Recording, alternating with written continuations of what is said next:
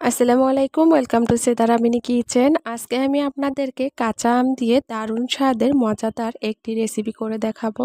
অল্প কিছু মশলা আর অল্প কিছু উপকরণ দিয়েই কাঁচা আমের লাড্ডু তৈরি করে আপনাদের সাথে শেয়ার করব। আশা করছি আজকের এই রেসিপিটি আপনাদের সবার কাছে ভালো লাগবে। রেসিপিটি ভালো লেগে থাকলে আমার চ্যানেলটি সাবস্ক্রাইব করবেন আর বেল বাটনটি অন করে রাখবেন আমার পরবর্তী ভিডিওর নোটিফিকেশন সবার আগে পাওয়ার জন্য। চলে যাচ্ছি মূল রেসিপিতে। এর জন্য এখানে আমি 1 কেজি কাঁচা আম নিয়েছি আর এখন এগুলোর খোসা ছাড়িয়ে নিয়েছি ভালো করে, আর ভালো করে পরিষ্কার করে ধুয়ে নিয়েছি। এখন একটা গ্রেটার দিয়ে গ্রেট করে নিব। আপনারা চাইলে বটি অথবা ছুরি দিয়েও এভাবে করে চিকন করে কেটে নিতে পারেন। সবগুলো আম গ্রেট করে নিয়েছি আর এগুলোর ভালো করে পানি ঝরিয়ে নিয়েছি। এখন একটা প্যানে নিয়ে নিচ্ছি পরিমাণ মতো চিনি দেওয়ার পরে চুলার তাপটা মিডিয়াম হিটে রেখে জাল করতে থাকতে হবে। আর এই পর্যায়ে এসে এখন এর মধ্যে দিয়ে দিচ্ছি একটা তেজপাতা আর 2টা সবুজ এলাচ। আর এভাবে করে জাল করতে করতে যখন চিনি শিরার মধ্যে সুন্দর একটা কালার এসেছে তখন এর মধ্যে দিয়ে দিচ্ছি আগে থেকে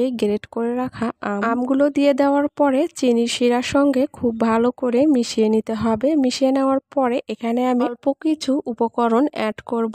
এখন এর মধ্যে দিয়ে দিচ্ছি স্বাদ অনুযায়ী লবণ, এরপরেই দিয়ে দিচ্ছি টেস্ট অনুযায়ী লাল মরিচের গুঁড়া অথবা স্বাদ অনুযায়ী লাল মরিচের গুঁড়া, 1/2 চা চামচ পাঁচফোড়নের গুঁড়া আর 1/2 চা চামচ ভাজা জিরার গুঁড়া। চুলার তাপটা মিডিয়াম হিটে রেখে সবকিছু আবারও একসঙ্গে ভালো করে মিশিয়ে নিব আর জাল করতে থাকবো। আর অবশ্যই হালকা হাতে নেড়েচেড়ে দিতে হবে। আর পানিটা শুকিয়ে যখন এরকম হয়েছে তখন এর মধ্যে দিয়ে দিচ্ছি অল্প পরিমাণে চিলি ফ্লেক্স। এখন চুলাটা অফ করে দিয়ে সবকিছু মিশিয়ে নিয়ে চুলা থেকে নামিয়ে ঠান্ডা করে নিব। আর ঠান্ডা হয়ে যাওয়ার পরে অল্প একটু গরম থাকা অবস্থায় এই লাড্ডুগুলো বানিয়ে নিতে হবে। আর আপনারা দেখতেই পাচ্ছেন এই লাড্ডুর মিশ্রণটা আমি ঠান্ডা করে নিয়েছি। এখন আমি লাড্ডুগুলো বানিয়ে নিব। এর জন্য আগেই একটু সরিষার তেল হাতে মাখিয়ে নিয়েছি।